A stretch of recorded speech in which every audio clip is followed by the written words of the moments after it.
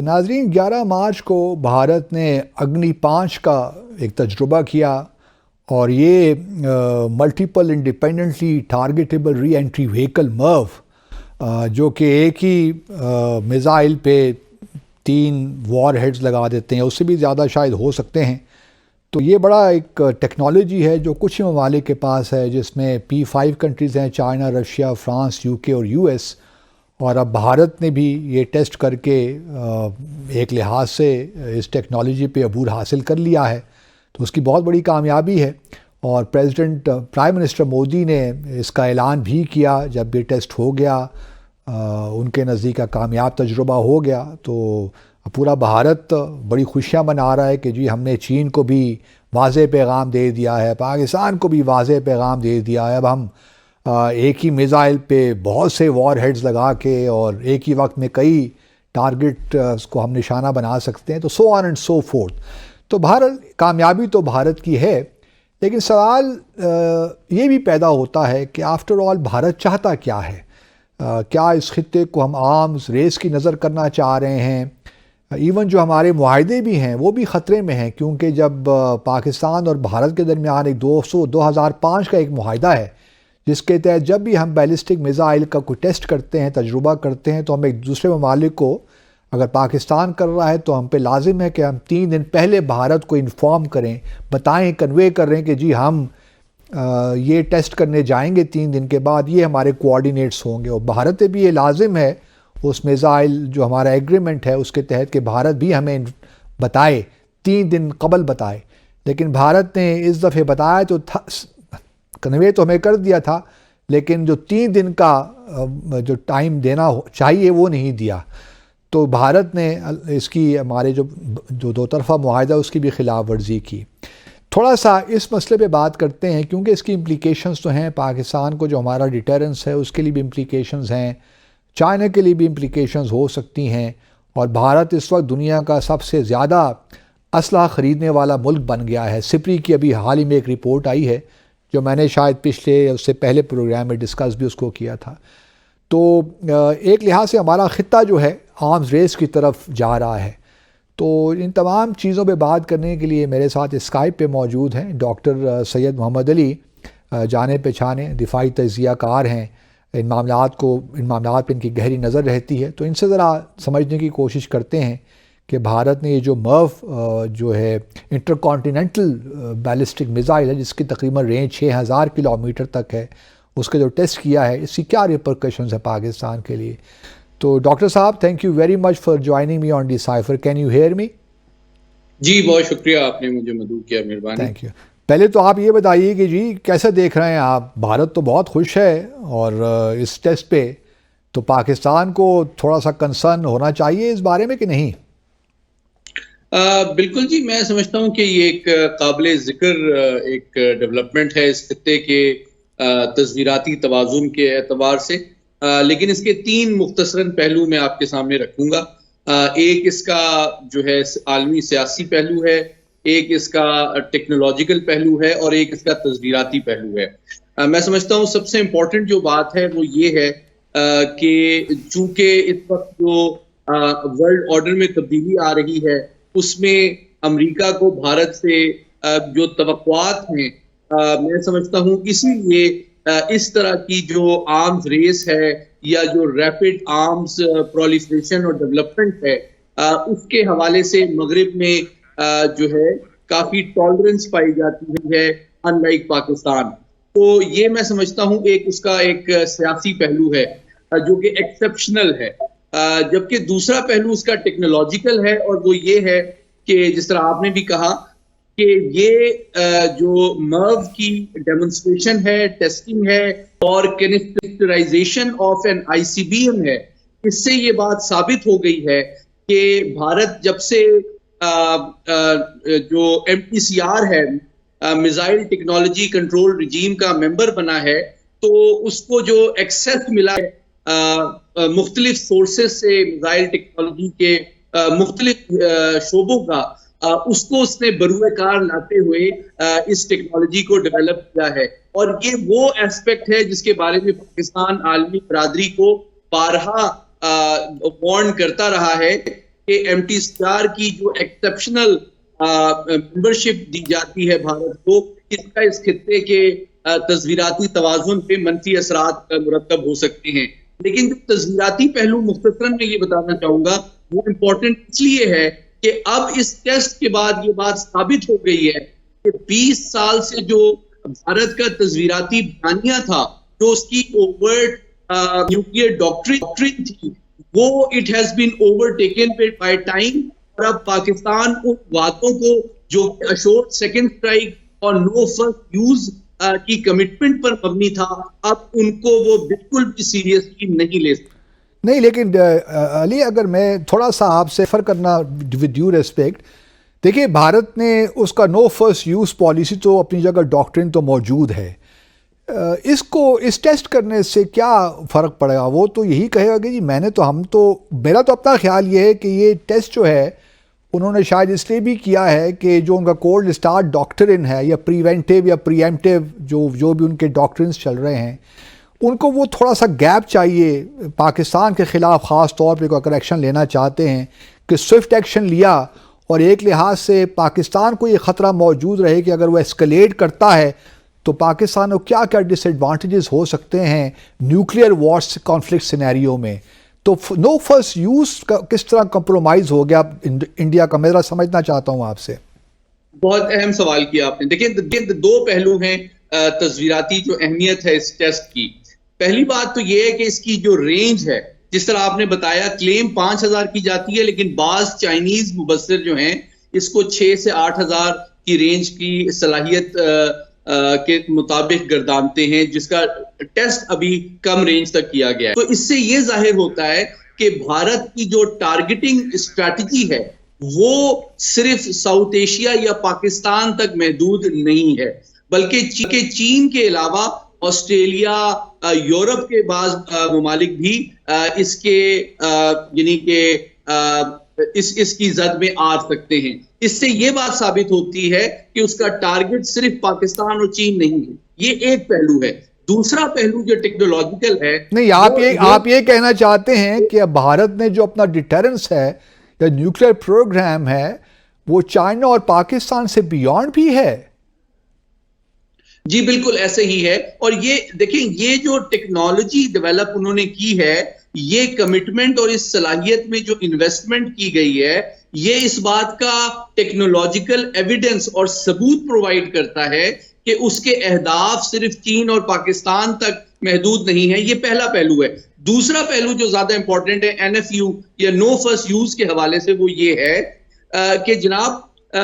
اگر آپ ایک ملک کی نو فرسٹ یوز یا اشورڈ سیکنڈ اسٹرائک کی پالیسی ہے تو اس نے زیادہ فوکس جو کرنا ہے ان ایٹمی ہتھیاروں پہ کرنا ہے جن کے ڈیلیوری وہیکل جو ہے وہ سیپریٹڈ ہوں اپنے وار ہیڈ سے، ان کا لانچ ٹائم، ان کا الرٹ لیول کم ہو اور وہ ایبزارب کر کے فرسٹ اسٹرائک کو سیکنڈ اسٹرائک کر سکیں. لیکن جب وہ ایسے میزائل بنا رہا ہے جو کہ canisterised ready to launch solid fuel کے اوپر مبنی ہے، تو اس سے یہ بات ثابت ہو جاتی ہے، یہ ٹیکنیکل ثبوت سامنے آ رہا ہے کہ وہ ریڈی ٹو فائر جب رکھنا چاہتا ہے نیوکلیئر میزائلز اور نیوکلیئر وارہیڈ کے ساتھ میٹڈ کنڈیشن میں 5000 سے زیادہ رینج تک، تو اس کا مطلب یہ ہے کہ وہ فرسٹ اسٹرائک کی آپشن ٹیکنیکلی ایکوائر بھی کر چکا ہے اور اس کو مینٹین اور آپریشنلائز بھی کرنا چاہتا ہے، جو کہ اس بات کا ثبوت ہے کہ اب نو فرسٹ یوز یا اشورڈ سیکنڈ اسٹرائک کی جو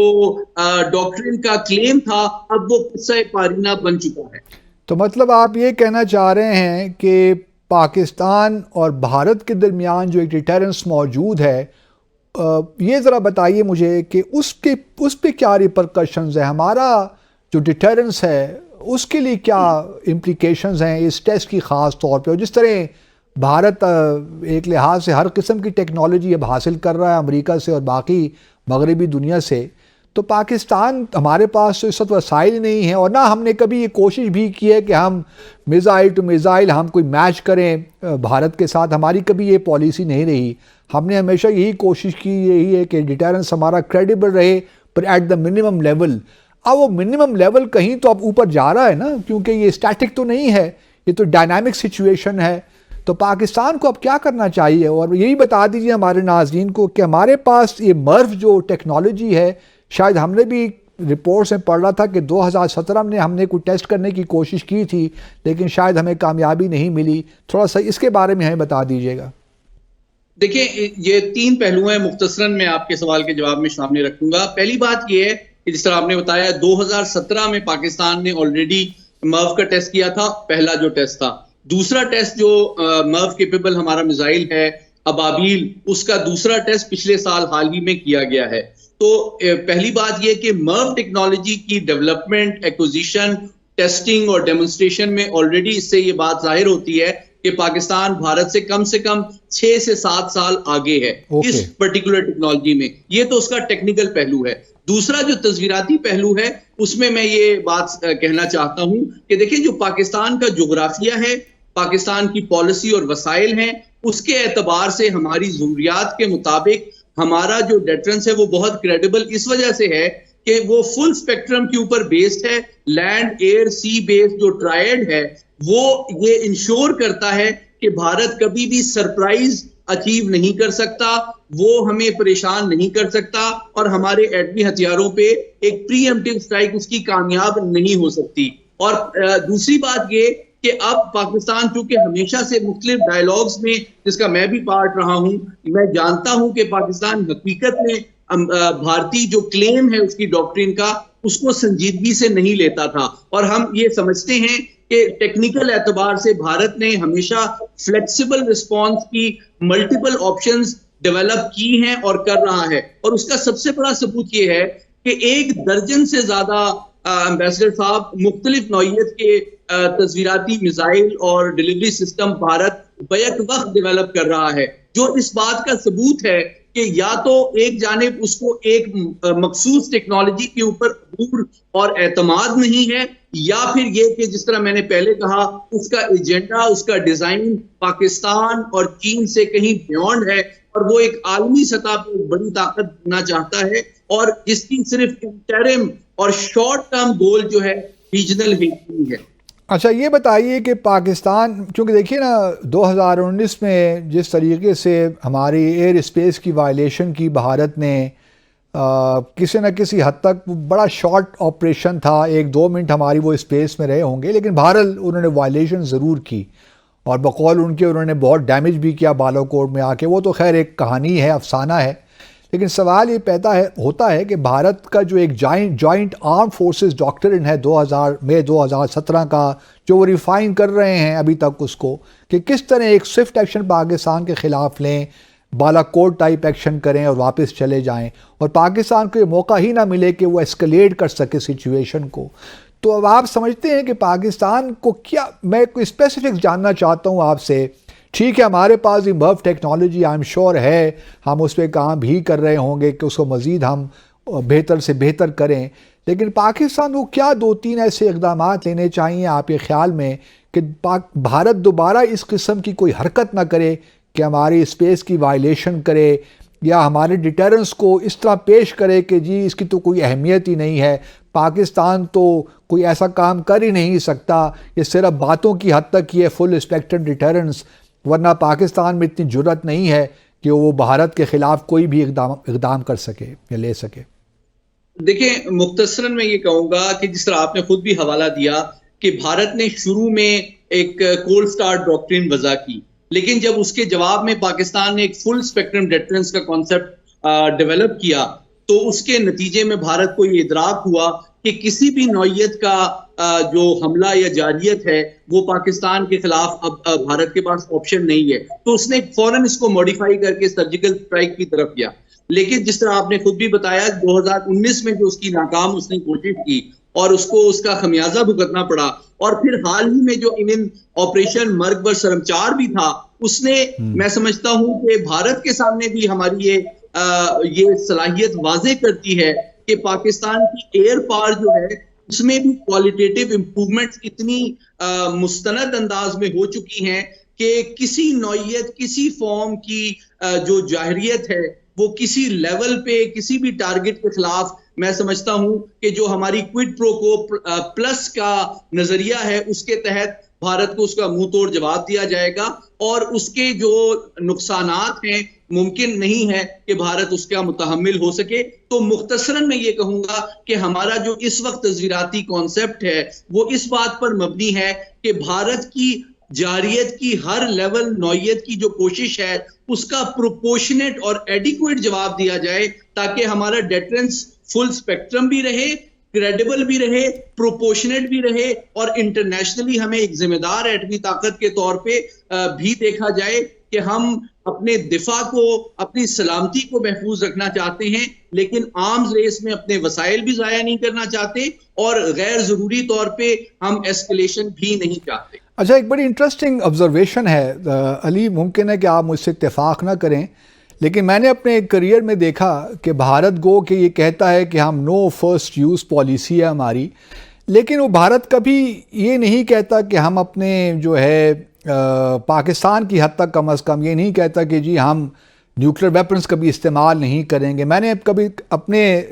کریئر میں ایسی کوئی اسٹیٹمنٹ بڑی ایکسپلیسٹ یا ایسی اسٹیٹمنٹ دیکھی نہیں بھارت کی جانب سے، گو کہ وہ کہتے ہیں کہ ہماری نو فرسٹ یوز پالیسی ہے، کہ ہم پہلے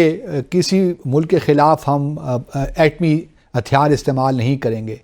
لیکن پاکستان جو ہم چونکہ ہمارا ڈاکٹرن ذرا تھوڑا سا مبہم ہے، ہم نے اس کو واضح نہیں کیا ہوا، لیکن ہم بار بار اپنی پالیسیز میں یہی کہتے ہیں کہ جی ہم تو